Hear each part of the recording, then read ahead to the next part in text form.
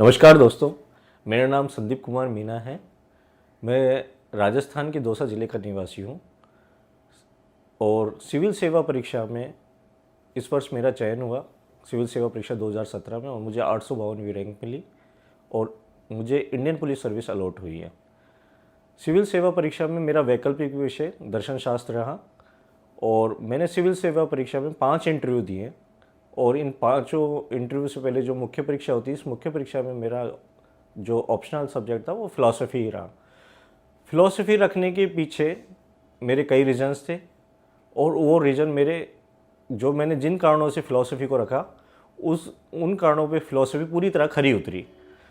Philosophy subject जो मैंने जिस वजह से रखा वो सबसे पहला कारण था कि इस सब्जेक्ट के द्वारा मैं अपनी भारतीय संस्कृति को जान सकता था। ये अपनी भारतीय संस्कृति को जानने का एक बहुत बड़ा माध्यम है। हमारे जो जीएस का पेपर है उसमें इंडियन कल्चर सिलेबस में प्री में भी और मेंस में भी, तो उसका एक पार्ट है दर्शन। तो उस दर्शन को जानने में ना आप इंडियन कल्चर को नहीं समझ सकते, तो उस चीज़ को जानने की मेरी को एक ललक थी, तो उसको ये फुलफिल फ़िलासफ़ी ऑप्शनल करता था। दूसरा, फ़िलासफ़ी का जो सबसे एक अच्छी चीज़ है वो है काफ़ी स्कोरिंग। फ़िलासफ़ी मैथमेटिक्स सब्जेक्ट की तरह नंबर देती है। अगर आपने इसमें जितना लिखा है उतने आपको नंबर मिलेंगे। फ़िलासफ़ी में अप एंड डाउन्स काफ़ी कम है। जैसे अगर आप अदर ऑप्शनल में देखें, जैसे हिस्ट्री देखें, ज्योग्राफी देखें, पॉलिटिकल साइंस देखें, सोशियोलॉजी देखें, इन सब्जेक्ट्स के अंदर काफ़ी अप एंड डाउन्स आते रहते हैं। अप एंड डाउन्स का मतलब है कि कोई साल ये सब्जेक्ट अच्छे चल जाते हैं, किसी साल सब्जेक्ट में इनमें बहुत कम नंबर आते हैं। लेकिन फ़िलासफ़ी में ऐसा नहीं है। अगर फ़िलासफ़ी का अगर पेपर बाय द वे कोई ईयर टफ भी आ गया तो एवरेज मार्क्स तो आपको मिलेंगे अगर आपने तैयारी की है। अगर पेपर सही है तो आपको अच्छा स्कोर भी बनता है। ऐसा बहुत कम होता है कि फ़िलासफ़ी में नंबर कम आए। फ़िलासफ़ी आपको 50% यानी एवरेज मार्क्स तो देगा ही। अगर आपने थोड़ा अच्छे से मेहनत की है तो आपको एक्स्ट्रा ऑर्डिनरी नंबर यानी 300 प्लस नंबर भी आपको मिल सकते हैं और कई स्टूडेंट्स के 300 प्लस नंबर आए भी हैं फ़िलासफ़ी में। मेरे कई फ्रेंड्स थे जो वर्तमान में श्री राजेंद्र पेशिया जी हैं, यूपी कैडर में आईएएस हैं, घनश्याम मीना जी हैं, बिहार कैडर में आईएएस हैं, अनीता यादव हैं, वो भी यूपी कैडर में आईएएस हैं, और उसके अलावा भी मेरे एक फ्रेंड हैं दीपक जेवरिया। तो इन सब मेरे दोस्तों का हिंदी मीडियम से थे ये सभी दोस्त और इनका ऑप्शनल भी फ़िलासफ़ी था और इन सब लोगों के जो इनको सफलता मिली उसमें सबसे बड़ा योगदान फ़िलासफ़ी का ही रहा और मेरी सफलता में भी योगदान फ़िलासफ़ी। तो ये एक स्कोरिंग है, बहुत अच्छा नंबर देता है। तीसरी इसकी एक चीज़ है कि इसका सिलेबस काफ़ी छोटा है। अदर सब्जेक्ट्स के आप देखें, जैसे हिस्ट्री का देखेंगे, अब ज्योग्राफी का देखें, पॉलिटिकल साइंस का देखें, तो इनका सिलेबस काफ़ी लेंदी है और सिलेबस सब्जेक्ट ऐसा होना चाहिए ऑप्शनल जिसका सिलेबस काफ़ी छोटा हो, जिसे आप कम समय में तैयार कर सको। एक्चुअली क्या होता है कि मेंस जब हमारा एग्ज़ाम नज़दीक आता है तो हमें बहुत सारी चीज़ें पढ़नी होती हैं, तो उस दौरान हमारे पास सब्जेक्ट ऐसा होना चाहिए जो कम समय में रिवाइज हो जाए। तो उस दृष्टि से देखें तो फ़िलासफ़ी बहुत ही अच्छा सब्जेक्ट है। चौथी चीज़ फ़िलासफ़ी की जो एक सबसे है कि ये ज़्यादा डायनामिक नहीं है। अदर सब्जेक्ट्स आप देखें, जैसे पब्लिक एडमिनिस्ट्रेशन देखें, ज्योग्राफी देखें, इकोनॉमिक्स देखें, पॉलिटिकल साइंस देखें, तो इन सब्जेक्ट्स में जो सेकंड पेपर है वो काफ़ी डायनामिक होता है। डायनामिक का मतलब मेरा यहाँ इस चीज़ से है कि इनको काफ़ी अपडेट करना पड़ता है, आपको न्यूज़पेपर पढ़ना पड़ेगा इनके लिए और मतलब करंट काफ़ी आता है उनमें, तो आपको करंट से काफ़ी अवेयर रहना पड़ता है, जबकि फ़िलासफ़ी में ऐसा नहीं है। फ़िलासफ़ी में ज़्यादा करंट का रोल थोड़ा बहुत है, जो भी सेकंड पेपर में बहुत ही मामूली। तो ये एक तरह से कहें तो स्टैटिक सब्जेक्ट है, जो आज से हज़ारों वर्ष पूर्व जो हमारे दार्शनिक थे उन्होंने जो दर्शन लिख गए, जैसे प्लेटो हो, अरस्तु हो, शंकराचार्य हों या चारवाक हों, जो जो दर्शन हज़ारों साल पहले दे गए वही हमको पढ़ना है। तो इसमें काफ़ी अपडेट नहीं करना पड़ता, बहुत कम सेकंड पेपर में अपडेट करना पड़ता है। तो स्टैटिक सब्जेक्ट है तो आपको ज़्यादा मेहनत नहीं करनी है।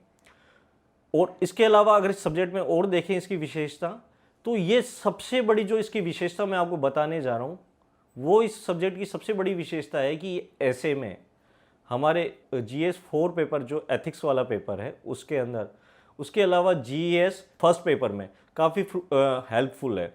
अगर मैं थोड़ा बताना चाहूँगा आपको, जैसे कि इस बार जो अगर आप देखें ऐसे जो हमारा देखें सेक्शन, तो उसमें जो सेकंड वाला सेक्शन होता है ऐसे में जो यूपीएससी का ट्रेंड है वो फिलोसॉफिकल टच वाले ऐसे होते हैं। उनको वही अच्छे से समझ सकता है उन ऐसे को जिसका फिलॉसफी ऑप्शनल रहा हो।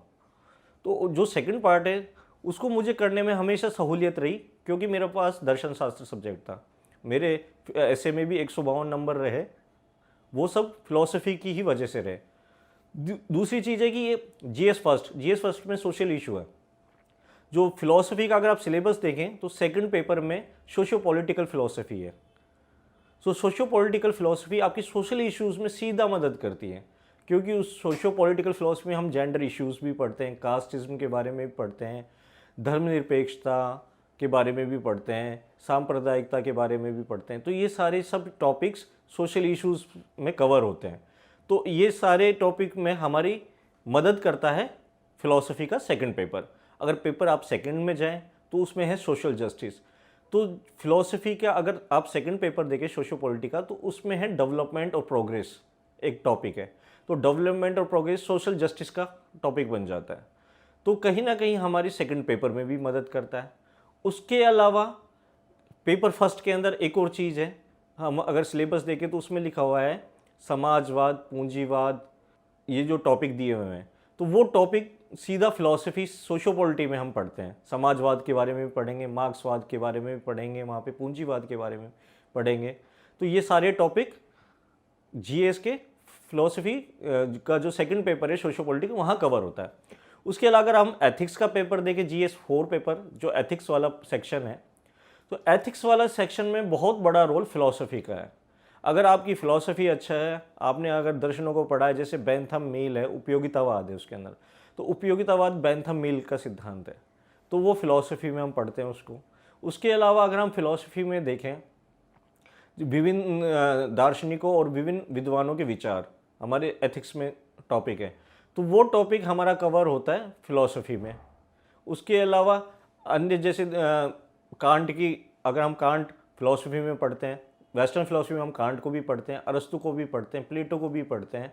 तो ये सारे दार्शनिक एथिक्स पेपर में आएंगे, जो जीएस 4 में आएंगे, वो कहीं ना कहीं हमारे फिलॉसफी के सेकंड पेपर में सोशियो पॉलिटी में कवर हो जाते हैं और फर्स्ट पेपर में भी कवर हो जाते हैं। तो पूरा फिलॉसफी का जो पेपर है आपको जीएस में हेल्पफुल है। इंडियन फिलॉसफी भी आपको पढ़ना है, फिलॉसफी का फर्स्ट पेपर है, उसमें इंडियन फिलॉसफी भी है, वेस्टर्न फिलॉसफी और कंटेम्प्रेरी। इंडियन फिलॉसफी और वेस्टर्न फिलॉसफी सीधा आपको एथिक्स में मदद करेगा। उसके अलावा जो सेकंड पेपर है फिलॉसफी का, जिसमें 2 पार्ट हैं, सोशियो पॉलिटिकल फिलॉसफी और रिलीजन फिलॉसफी। रिलीजन फिलॉसफी भी एथिक्स वाला पार्ट है, क्योंकि उसमें हम नैतिकता जैसे विषयों पर, अंधविश्वास, नैतिकता, धर्म जैसे विषयों का अध्ययन करते हैं। तो वो कहीं ना कहीं हमारे एथिक्स में भी मदद करेगा हमें। और उसके अलावा हमें जैसे फिलॉसफी के अंदर सोशियो पॉलिटी वाला पार्ट है, जो GS paper first and GS paper second और ऐसे में मदद करेगा। तो इस तरह से हम देखें तो पूरा फिलॉसफी एक अंकदायी सब्जेक्ट है, एक रोचक सब्जेक्ट है, इंटरेस्टिंग है। आप पढ़ते हुए कभी बोर नहीं होंगे इस सब्जेक्ट को।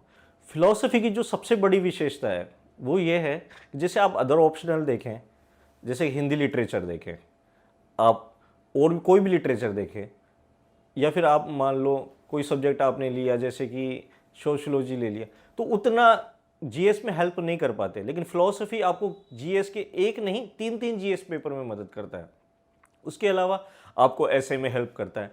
तो ये फिलॉसफी ऑप्शनल की सबसे बड़ी विशेषता है। इस ऑप्शनल को पढ़ने में हमारी जीएस के प्रति जो मेहनत हमें करनी है, उस मेहनत में कमी आ जाती है। जो हम और वो जो हमारा टाइम बचेगा वो हम अदर सेक्शंस पे दे सकते हैं। जैसे फिलॉसफी का अगर हम देखें तो फिलॉसफी का फर्स्ट एंड सेकंड पेपर पूरा का पूरा निबंध में आपको मदद करेगा ऐसे के अंदर। और जो ऐसे में हमारा जो सेकंड पोर्शन है वो फिलॉसफिकल टच लिए हुए होते हैं, तो उसको आप तभी समझ सकते हो। इस बार जो ऐसे का जो सेकंड पोर्शन था, इस बार वो थोड़ा टफ भी था, और उसे वही अच्छे से समझ पा रहे थे जिनका ऑप्शनल फिलॉसफी रहा हो। ये इस बार से नहीं, यूपीएससी हर बार से जो हमारा ऐसे 2 पार्ट में डिवाइड होता है, ए पार्ट और बी पार्ट। तो बी पार्ट वाले जो ऐसे होते हैं वो ज़्यादातर अमूर्त होते हैं। अमूर्त कहें तो वो दर्शन के नज़दीक होते हैं, जिनको हम तभी अच्छे से समझ सकते हैं, या तो हमारा ऑप्शनल फिलॉसफी रहा हो या हम फिलॉसफी से बैकग्राउंड से रहे हों। तो फिलॉसफी आपको ऐसे में सीधा मदद करेगा। फिलॉसफी का जो सेकंड पेपर है सोशियो पॉलिटी और रिलीजियन फिलॉसफी, वो आपको सीधा ऐसे में हेल्प करता है। और उसके अलावा जीएस पेपर फर्स्ट में देखें तो जीएस पेपर फर्स्ट में हम देखें 2-3 टॉपिक हैं जहाँ पे सीधा आपको फिलॉसफी मदद करेगा। जैसे उसमें विभिन्न विचारधाराएं हैं, विभिन्न विचारधाराएं जैसे कौन कौन सी हैं उसमें, पूंजीवाद है, समाजवाद है, धर्मनिरपेक्षता है। तो ये सब विचारधाराएं, ये ऐसे के ऐसे टॉपिक फिलॉसफी में दिए हुए हैं। इन टॉपिक्स को आप तभी अच्छे से समझ सकते हो जब आपने इसके अच्छे से डिटेल में स्टडी की हो, तो वो फिलॉसफी आपको कराएगा। जैसे अगर आप धर्मनिरपेक्षता लें, हमें ये तो पता है कि धर्मनिरपेक्षता हमारे संविधान में शामिल है और धर्मनिरपेक्षता के लिए हमारे मूल अधिकारों में व्यवस्था की गई है। लेकिन धर्मनिरपेक्षता की शुरुआत कैसे हुई, धर्मनिरपेक्षता क्यों ज़रूरी है एक समाज के लिए, भारतीय समाज धर्मनिरपेक्ष है या नहीं, तो ऐसे प्रश्नों का समाधान हमारा फिलॉसफी करता है और उस फिलॉसफी में उस पर अच्छे से चर्चा की होती है। ऐसी समाजवाद, मार्क्सवाद, पूंजीवाद जैसी जो विचारधारा है उसका जो हम गहनता से और व्यापकता से, यानी कि हम वाइड एंड डीपली स्टडी उसमें फिलॉसफी में कर पाते हैं, जो कहीं ना कहीं हमारे निबंध में भी मदद करेगा और हमारे जीएस फर्स्ट पेपर में भी मदद करेगा। और फिलॉसफी अगर आप जीएस पेपर फर्स्ट देखें तो उसमें सोशल इश्यूज़ हैं। सोशल इश्यूज़ में कौन कौन से इश्यूज़ हैं, जैसे कास्टिज्म है, जेंडर इश्यूज़ है, महिलाओं से रिलेटेड इश्यूज़ है, उसके अलावा बच्चों से रिलेटेड इश्यूज़ हैं, सांप्रदायिकता है। तो ये सारे टॉपिक जो सोशल इश्यूज़ के टॉपिक्स हैं, ये फ़िलॉसफी के सेकंड पेपर में कवर होते हैं, जो उसमें सोशो पॉलिटिकल फ़िलॉसफी है। उसमें ये सारे टॉपिक एज इट इज जो सोशल इश्यूज़ में जो टॉपिक दिए हुए हैं वो उस सिलेबस में है, तो वो सारा वहाँ से कवर हो जाता है। उसके अलावा अगर हम देखें पेपर सेकंड में, तो पेपर सेकंड में पॉलिटी के भी कुछ सेक्शंस, इवन सोशल जस्टिस के कुछ सेक्शन हमारे सेकंड फिलॉसफी के सेकंड पेपर से कवर होते हैं। फिलॉसफी को सेकंड पेपर पढ़ते हैं जब सोशो पॉलिटी, तो उससे हम इन टॉपिक्स की काफ़ी व्यापक समझ बनती है, जो हमारे जीएस में फ्रूटफुल होती हैं। अगर हम पेपर जीएस पेपर के 4 पे जाएं, जिसे हम नॉर्मली भाषा में एथिक्स का पेपर बोलते हैं, उस पेपर के अंदर हम जाएं तो उस पेपर में आप उस पेपर को अच्छे से तभी कर सकते हैं अगर केस स्टडीज़ वाला पार्ट छोड़ दिया जाए। उसके अगर हम देखें एथिक्स का पेपर 2 पार्ट में बटा हुआ है, ए सेक्शन और बी सेक्शन। ए सेक्शन में थ्योरी वाला पार्ट आता है और बी सेक्शन में केस स्टडीज़ वाला पार्ट आता है। थ्योरी वाला सेक्शन तभी आप अच्छे से कर सकते हैं जब आपकी दार्शनिकों की अच्छी समझ हो, जैसे कांट से रिलेटेड कोई क्वेश्चन आ जाए, अरस्तु से रिलेटेड आ जाए, प्लेटो से रिलेटेड आ जाए, तो उसमें आपको फिलॉसफी सब्जेक्ट सीधा सीधा आपको बेनिफिट करेगा। उसमें जैसे बेंथम मिल की विचारधारा है, उपयोगितावाद है, उसके अलावा कांट का आदर्शवाद है, तो ये सारी विचारधाराएं आपको फिलॉसफी में मिलेंगी। विभिन्न विद्वानों के विचार हैं, महात्मा गांधी हैं, अरविंद है, तो इन सब की चर्चा इंडियन फिलॉसफी में हम करते हैं। तो ये सारी चीज़ें फिलॉसफी, अगर हम इस तरह से देखें तो फिलॉसफी की हमें कई विशेषताएं सामने आती हैं। सबसे पहली विशेषता आती है कि सिलेबस छोटा है, दूसरी विशेषता आती है कि काफ़ी स्कोरिंग है, तीसरी विशेषता आती है कि डायनामिक नहीं है, स्टैटिक है। स्टैटिक में होने की वजह से हमारी मेहनत कम लगती है, ज़्यादा मेहनत नहीं लगती। चौथी चीज़ है कि काफ़ी कॉन्सेप्चुअल है। अगर आपको एक बार कॉन्सेप्ट समझ में आ गया तो आप इसको भूलोगे नहीं। फिलॉसफी रटने का सब्जेक्ट नहीं, समझने का सब्जेक्ट है। लोगों ने इसके बारे में कई गलतफहमियां फैला रखी है, फिलॉसफी रटना पड़ता है, ये करना पड़ता है, ऐसा कुछ नहीं है। फिलॉसफी समझने का सब्जेक्ट है, कॉन्सेप्चुअल है। एक बार कॉन्सेप्ट समझ में आ गया आप कुछ अभी भूलोगे नहीं। और उसके अलावा फिलॉसफी की जो एक और जो सबसे मोस्ट इंपॉर्टेंट विशेषता है वो है कि जीएस में हेल्पफुल है। जीएस में बहुत ज़्यादा हेल्प करता है। अगर मैंने फिलॉसफी नहीं पढ़ी होती तो मैं ऐसे को अच्छे से नहीं कर सकता था। मेरे ऐसे में इस बार 152 नंबर थे, 152। पिछली बार भी 146 नंबर थे और इस बार 152 थे। तो जो नंबर मेरे ऐसे में आए उसका जो सबसे बड़ा क्रेडिट जाता है वो मेरे फिलॉसफी सब्जेक्ट को जाता है। और एथिक्स में मेरे अच्छे नंबर रहे। तो ओवरऑल देखें फिलॉसफी सब्जेक्ट बहुत अच्छा है, स्कोरिंग है, अप एंड डाउन्स कम है। यानी कि इस सब्जेक्ट के साथ ऐसा नहीं है कि कोई साल तो ये बहुत अच्छा चल गया और कोई साल बिल्कुल नीचे चले गया। तो इसमें फ्लक्चुएशन बहुत कम है। स्टैटिक सब्जेक्ट है, आपको अच्छे नंबर आएंगे अगर आपने मेहनत की है। तो मैथमेटिक्स में जिस तरह से हम कोई सवाल सोल्व करते हैं, नंबर आते हैं, उसी तरह यहाँ पे आपको सवाल मिलेंगे। अब सिलेबस की चर्चा कर ले हम फिलॉसफी की। तो ये तो मैंने आपको पहले बताया कि फ़िलॉसफी मैंने क्यों रखा, ये विशेषताएं थी, इस वजह से मैंने फ़िलॉसफी रखा। अब मैं आपको फ़िलॉसफी के कुछ सिलेबस पे बता दूँ। फ़िलॉसफी का हमारा जो सिलेबस है 500 नंबर का हमारा ऑप्शनल होता है और 2 पेपर होते हैं, 250 नंबर के 2 पेपर होते हैं फ़िलॉसफी के। जो पहला फ़िलॉसफी का जो पेपर है उसमें सबसे पहले है इंडियन फ़िलॉसफी। इंडियन फ़िलॉसफी में हमारे 9 तो दर्शन है, उसके अलावा एक अरविंद भी है, तो 10 दर्शन कह सकते हैं हम 10 दर्शनों का अध्ययन करते हैं और वो दर्शन बहुत ईजी हैं। उससे एक बेनिफिट होता है कि हमारे जो इंडियन कल्चर का जो सेक्शन है जीएस पेपर फर्स्ट में और प्रीलिम्स में हमारा जो इंडियन कल्चर आता है उसका एक पार्ट है दर्शन। अगर आप और दर्शन से फिलॉसफी से रिलेटेड हमेशा प्रीलिम्स में 2-3 क्वेश्चन आते हैं, मेंस में भी क्वेश्चन आ जाता है। इस बार चैतन्य महाप्रभु का क्वेश्चन था और चैतन्य महाप्रभु का जो क्वेश्चन था वो हमारे वेदांत फिलॉसफी से है। अगर आपने वो वेदांत फिलॉसफी पढ़ा हुआ है, फिलॉसफी में हमें पढ़ना पड़ता है वेदांत, वेदांत में वैष्णव वेदांत, तो वैष्णव वेदांती थे चैतन्य महाप्रभु। अगर आपने वो फिलॉसफी अच्छे से पढ़ा होता तो आप 10 नंबर का वो क्वेश्चन आपका सही हो जाता पूरा। उसके अलावा प्रीलिम्स में मदद करता है। तो इंडियन फिलॉसफी पेपर फर्स्ट में पहले इंडियन फिलॉसफी आता है, फिर आप देखेंगे जो दूसरा आता है वेस्टर्न फिलॉसफी। वेस्टर्न फिलॉसफी जिसमें हम प्लेटो पढ़ते हैं, अरस्तु पढ़ते हैं, कांट पढ़ते हैं, हीगेल पढ़ते हैं, डेकार्ट पढ़ते हैं, स्पिनोजा पढ़ते हैं, तो ये सारे दार्शनिक कहीं ना कहीं हमें जीएस पेपर फोर्थ में मदद करते हैं। उसके अलावा पेपर फर्स्ट में है कंटेम्प्रेरी फिलॉसफी, जैसे कंटेम्प्रेरी फिलॉसफी है। और पेपर सेकंड में अगर हम जाएं सिलेबस के अंदर तो सबसे पहले आता है सोशियो पॉलिटिकल फिलॉसफी, सामाजिक राजनीतिक दर्शन। सामाजिक राजनीतिक दर्शन एकदम जीएस के जैसा है, उसके लिए कोई स्पेशलाइजेशन की ज़रूरत नहीं है। जो आपने पॉलिटी पढ़ा है जीएस के अंदर, जो आपने सोशल इश्यूज़ पढ़े हैं, उसकी सहायता से भी आप वो पेपर कर सकते हैं। ये दोनों एक दूसरे के पूरक है। अगर आपने सोशियो पॉलिटी फिलॉसफी अच्छे से पढ़ी है तो आप वहाँ अच्छा प्रदर्शन कर सकते हैं, और वहाँ पे अगर आपने सोशल इश्यूज़ और पॉलिटी अच्छे से पढ़ा है तो आप यहाँ पे अच्छा परफॉर्मेंस कर सकते हैं।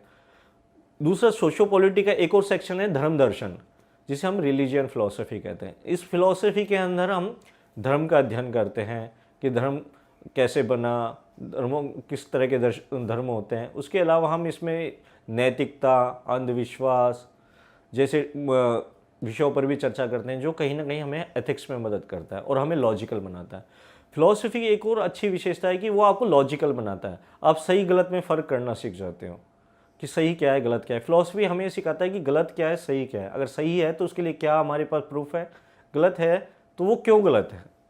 तो आपको लॉजिकल होना सिखाता है, जो आपको लाइफ में बहुत आगे मदद करेगा। सिविल आपको सिलेक्शन में तो मदद करेगा ही, लाइफ के अन्य सेक्टर्स में भी आपको बहुत मदद करेगा।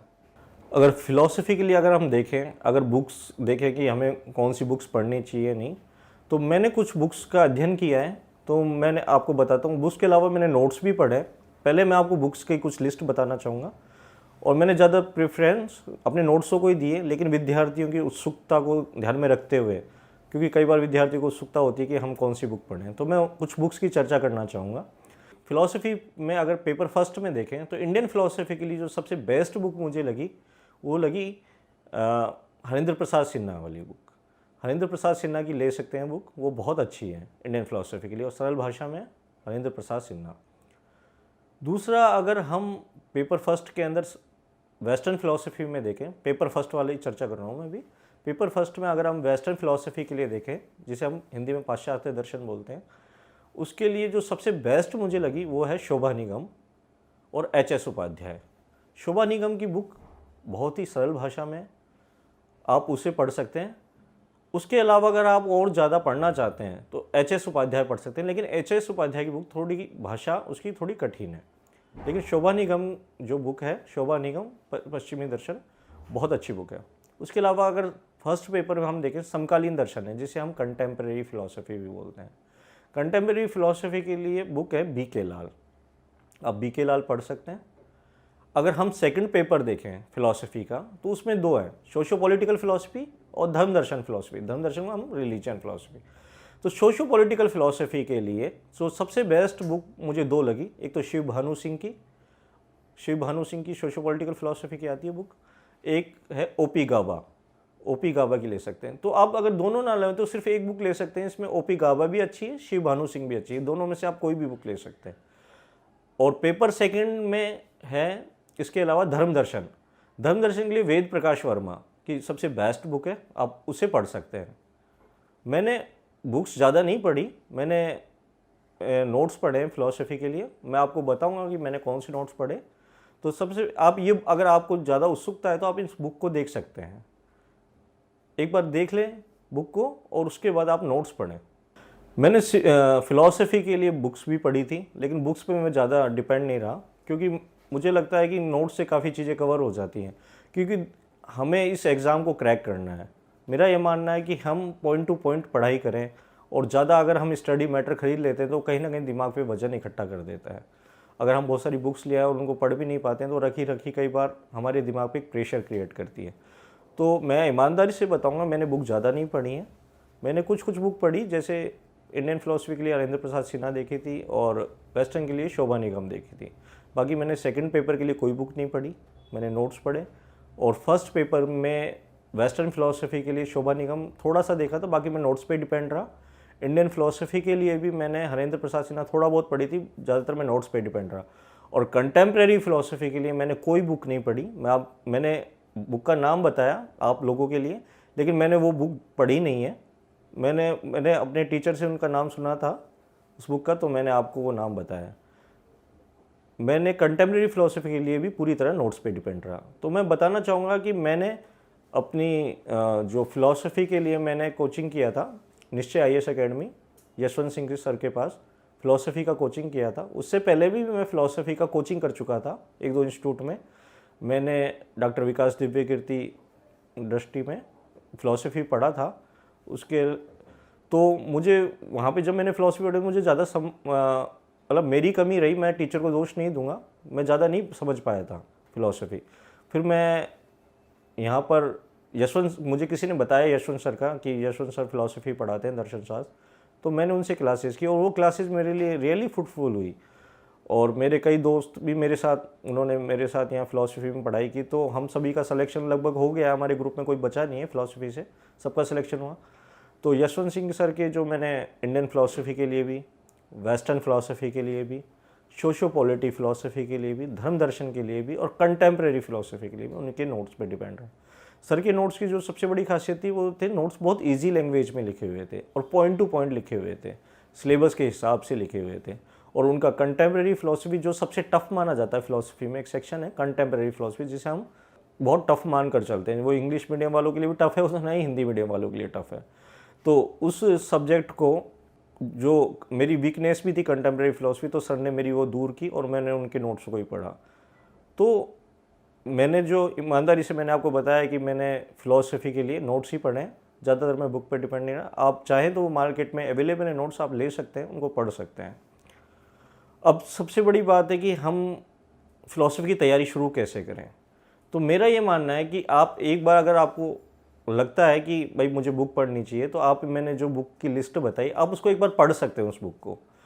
और एक बार आप एक टीचर से इसमें परामर्श ज़रूर लीजिए, क्योंकि फ़िलासफ़ी के ऐसा सब्जेक्ट है, काफ़ी कॉन्सेप्चुअल है, उसमें टीचर की मदद लेना बहुत ज़रूरी होती है। क्योंकि सेल्फ से आप पढ़ोगे तो कहीं ना कहीं आपको प्रॉब्लम तो आएगी इस सब्जेक्ट के अंदर। तो आप एक बार टीचर की मदद ले सकते हैं। और मैंने अपने सर से, यशवंत सर से मदद ली, उनसे मैंने मतलब उनसे गाइडेंस लिया इस सब्जेक्ट के लिए। तो आप एक बार चाहें तो उनसे मिल सकते हैं। उसके अलावा आपको जो दूसरी चीज़ करनी है, प्रीवियस ईयर के पेपर देखने हैं फ़िलासफ़ी के। प्रीवियस ईयर के फ़िलासफ़ी के पेपर देखना और उनके आंसर लिखकर प्रैक्टिस करनी है।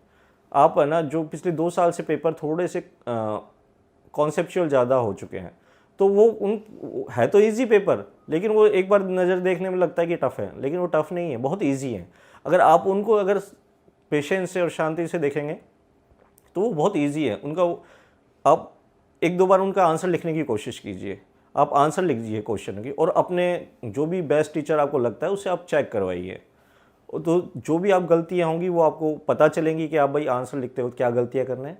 और टेस्ट दीजिए जितना हो सके फ़िलासफ़ी में, आपको मेंस के टेस्ट लिखिए। टेस्ट से आप विद इन टाइम में आप पेपर सॉल्व कर पा रहे हैं या नहीं, आप, क्योंकि जब तक वो 3 घंटे का प्रेशर आप टेस्ट सेंटर पे नहीं फेस करोगे एग्ज़ाम से पहले, तब तक आप एग्ज़ाम में अच्छा प्रदर्शन नहीं कर सकते। मैं आपसे यही गुजारिश है कि आप जितनी ज़्यादा हो अभ्यास करें, और अपने नोट्सों को ज़्यादा इधर उधर नहीं, एक कोचिंग के नोट्स लें और उसको बार बार रिवाइज़ करें, उसको बार बार पढ़ें। ये नहीं कि मैंने इस कोचिंग का भी नोट्स खरीद लिया, कोई ने बताया उस कोचिंग का नोट्स अच्छा है तो वहाँ से भी लिया है। जब आप 2-3 कोचिंगों के नोट्स वगैरह इकट्ठा कर लेते हो और बहुत सारी बुक्स इकट्ठा कर लेते हो, तो वहाँ से ही कन्फ्यूजन शुरू होता है और वहाँ से वो असफलता की शुरुआत होती है। क्योंकि ये सब चीज़ें असफलता की निशानी है। इसलिए आपको एक नोट्स बेस बना लो। अगर कोई चीज़ें किसी नोट्स में अच्छी दिखती है तो उस नोट्स में ऐड कर लो उस चीज़ को। और एक एक बुक रखो सबकी, अगर कोई लग रहा है कि ये टॉपिक आपका नोट से कवर नहीं हो पा रहा है तो उसको बुक्स में आप देख सकते हैं। मेरे हिसाब से फिलॉसफी के लिए ज़्यादा बुक्स नहीं पढ़नी पड़ती, अगर आप नोट से भी आप फिलॉसफी सब्जेक्ट में 300 प्लस नंबर ला सकते हो। लेकिन शर्त यह है कि आपको मेहनत करनी पड़ेगी और टेस्ट लिखने पड़ेंगे अच्छे से। तो दोस्तों, आप मेरी बेस्ट विशेज़ है आप सभी के लिए जो आप इस वीडियो को देख रहे हैं। आप जो भी ऑप्शन रखना चाह रहे हैं फिलॉसफी बेहिचक रखिए।